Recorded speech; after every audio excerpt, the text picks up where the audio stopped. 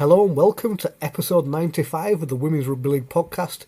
I'm joined today by Kirsty Duffield, position prop, club Featherstone Rovers, and sponsor is Meffley Warriors. What sports did you first get involved with? So I first started with rugby at the age of 10. I was the only girl in the team. It was actually my dad who got me into it. He was the coach at Bow and Amber, now known as Leeds Rhinos.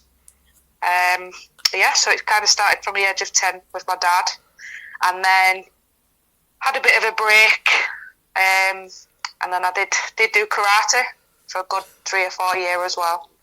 Yeah, so we went into a slightly less violent sport. Yeah, just a little bit. Did you enjoy the karate then? Was it a nice change of pace? To be honest, I did do quite well. Did do a few competitions fighting against grown men, and I was only about 14 or 15. So I was 2 away from a black belt. So I had a brown belt. So I was only 2 away from a black. So I did really well actually. But then unfortunately, I just got into the teenage years of deciding to go out and have a party and start drinking instead. So it kind of went a bit downhill from there. Oh, damn you having a life. Yep. No, that's so. Yeah, so start out young, 10 years old. Were you at that stage where you were trying to look for girls' teams that just didn't exist in your area? Yeah, the age that I was at that time, obviously, what are we now? I'm 34 now, so a good 20 odd year ago, there was no team girls about at all. Obviously, it was all boys, so I was the only girl in the boys' team. Yeah, so the nearest women's team even now, I think, to your area would be like East Leeds, wouldn't it? At that time it would have been, yeah. Which is still quite a way away. Yeah, and I think you can only start at girls at the moment. I think it's still age 11, so you've still got a good couple of years before you can actually join a girls' team as well. That's great. It's mad how it's come on from, say, when you started, there were no teams. You had to take a few years out and then go back into it. And now there's teams popping up all over the country. Yeah, it's kind of like we've led the way a little bit. Obviously, these older, women now are sort of retiring and sort of hanging the boots. They're the ones that have sort of started to lead this sport, and just look at where it is now for these younger girls coming up. So how did you get back involved with rugby league after karate? So I went back around 2007. Went to my local club at that time, which was Winmore Warriors. They started the ladies team, so I started off with them. We did a bit of cohabiting, so a couple of York ladies actually came and played with us as well in the summer. Nice. So between 2007 and 2014, I played for Winmore sort of in the summer, and then York in the winter, as the two teams played a summer league and then a winter league. In 2015 till 2016, I then went to Cas Panthers. Obviously, I had a break in between because I had my daughter in 2012. So obviously I had to take a break for that. I did play 9 weeks when I was pregnant, which I didn't know, so I obviously had to stop. And then 2016 to 2017 I played for East Leeds, again one of my local clubs.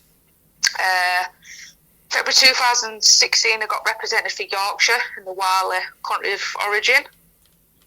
And then obviously 2017 made the big move to Cas Tigers ladies. Was that when they were first setting up? 2017 was the first year that Women's Super League got set up, yeah. So you were part of the original squad? Yeah, I was one of the originals, yeah. I believe Cas was sort of the first women's sort of side to start it up, I believe rightly. That was still sort of this year, 2002. So 2002 to present, I'm now with Featherstone Rovers, and just recently took up a coaching role with Meffley Warriors as well, sorry. Yeah, so you've gone through your career now. I say you're not at the back end because you've still got loads under the bonnet to go with. Got a new team, you're coaching, you've got players that are going into Super League, which is fantastic. So, bits of interest on there. How was it jumping into the original Women's Super League? Obviously, a massive jump. Obviously, I played with East Leeds sort of in the amateur sort of side. At that time, a few of the girls actually was coming with us as well. Obviously, Chanel, Mannion and Kelsey Gentles. Yeah. So obviously, I made the move with them too. It was just, they just sort of said, do you want to come along? Do you want to give it a go? So I just thought, why not? Obviously, I was Jamie Rugby, and I thought I'm always up for challenges. You know, I'll never give challenging me, so I thought I'd give it a shot. And yeah, from that sort of point, from there, it's obviously carried on for 6 years where I was one of the originals. So it was a massive jump, a massive change. You know, we started off very sort of bottom of the line, and then throughout the years, as you can see, you know, we kind of got to where we got. Won the Women's Super League, got to grand finals, and then so yeah, we made it to the top eventually in my 6 years that I was there. That's it. The whole time you were there, you were ever present. You were pushing England into nationals. You always give it your all. You, like you say, you even when they had the link up with Cutsike, went and put yourself out to play for them, which was fantastic because that's how it should work with link up clubs. Yeah, definitely. So, what was it like when, like, the Facebook... Because Cass did it proper with Facebook. They really got behind it. They made players household names. How was it when you were seeing your team, like, start getting the results, getting the press, getting everything going? How was that for you? I was obviously part of the team, pretty amazing. You know, to get to sort of say where we started from, obviously from 2017, where I think there was 4 clubs originally when we first started. So obviously then bring it up to the 6 to 8 clubs after that. It's, you know, it's a pretty amazing achievement. Not just for myself, but for everyone who were part of that team as well. And obviously definitely for the ones that started from, you know, from the beginning to where we got to, it was pretty amazing achievement. And like you say, for the people to get even called up in England internationals, and you know, for Georgie Roach to get Woman of Steel as well that year, were just, you know, that was an absolute buzz. Not just for Castle Tigers, but as for women as well. For the entire sport, that was fantastic because you had a player with a massive highlight reel. It was instantly recognisable. You could go, right, who's the best player? That's the best player. Watch this. Bang. And that season, she was unplayable.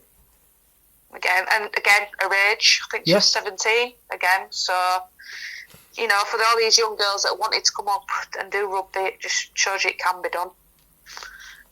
Yeah, it shows them, but like one or 2 years up at the top flight, and you find your feet with it, and you're flying, and all of a sudden you're international. You almost doors open. Exactly. So your time at Cass came to an end. What was your reason behind leaving? So I absolutely loved my 6 years at Cass Tigers. You know, we've got to some. Obviously, we won the Super League, women's tops. You know, Super League, women's League Shield. We won that. Obviously, we got to so many grand finals. And in doing that, also equalled the amount of times the men had done it as well. Yeah, exactly. Yeah. So yeah, I mean, some absolutely great highs at the club. I just felt it was time for me to sort of have a change. You know, obviously there was some team sort of members leaving. Obviously some coaches left as well. So yeah, I just thought for myself it's probably time for a change. Just trying myself at a new challenge at a different sort of league as well. Obviously for move to Fev, again, new challenge. a lot of my teammates were sort of going there. Obviously, my coach as well.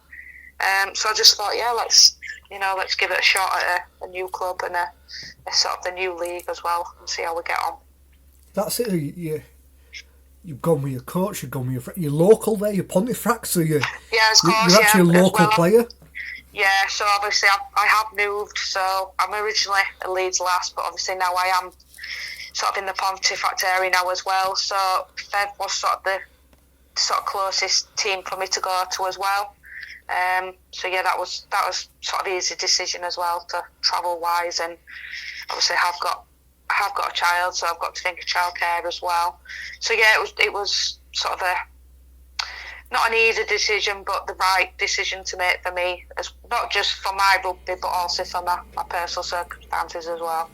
That's it, because a player like yourself comes on the market, you wouldn't have a shortage of suitors, but then when you're adding in 2 hours or an hour's travel there, an hour's travel back from other clubs, with children and work, it is a big ask. It's a big commitment. You've got to, like you said, you've got your everyday work to do.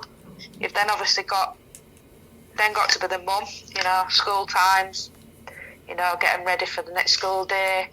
You've then got to put the travel into consideration, the childcare, who's going to look after them while you're training. And then not after that, after training, you've then got to fit them back up. So it is all time consuming, and it is, like you say, it's a big ask to do all them things. You kind of killed a lot of birds with one stone, and everything fell kind of right for you transferring. You got people you know half the team at Fev anyway. I do, yeah. Like I've played with a lot of the girls when we first started at Cass. There's a few girls I started Cass with, and I've played with obviously a few girls before as well, so I know how they work. That's it, because you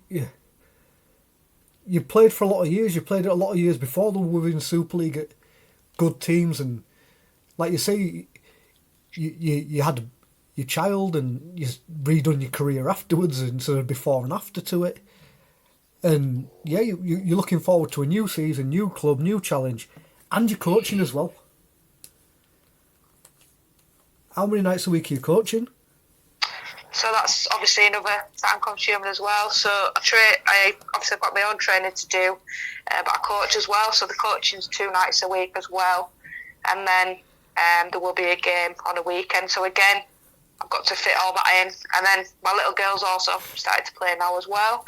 So I've got to put her training and her games into the time as well as my own. That's it. So you basically like pretty much every week got something on.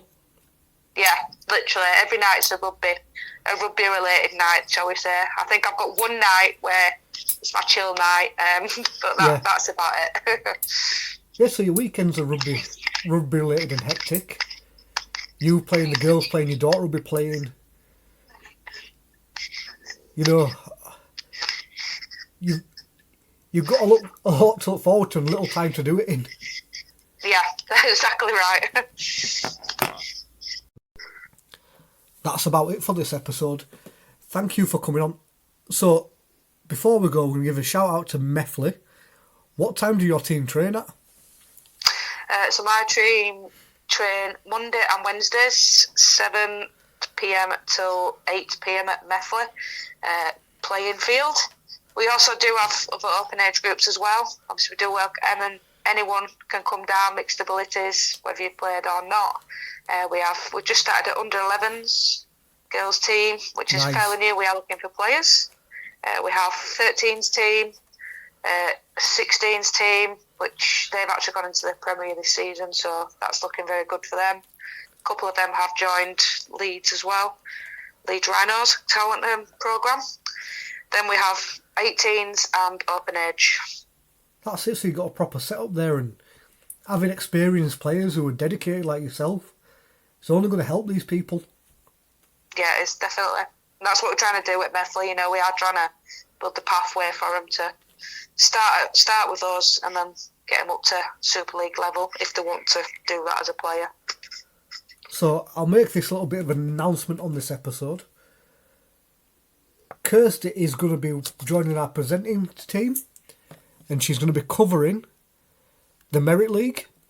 So welcome aboard, Kirsty. You're the first of the 5 of 6 of you. So you're going to hear a lot from Kirsty. We're going to hear a lot about Meth. We're going to hear a lot about how the Merit League's going, scores, results, stuff like that. So thank you for agreeing to come on board. Thank you very much. So before you go, is there anyone you want to give a shout out to? Yeah, obviously I've got a couple of people I'd shout out for. Obviously my family, my mum, my dad, my brother. Obviously my number one fan, which is my daughter. Obviously Methley as well. Obviously for putting me forward for the coaching and again sponsoring me for this year at my new club at Featherstone Rovers. So a massive thank you for that to the club. And yeah, just again, Featherstone for welcoming me on board to the new club, the blue one. Yeah, and she said she really wanted to give a big mention to Les Blackburn as well. So thank you, and we'll speak to you soon.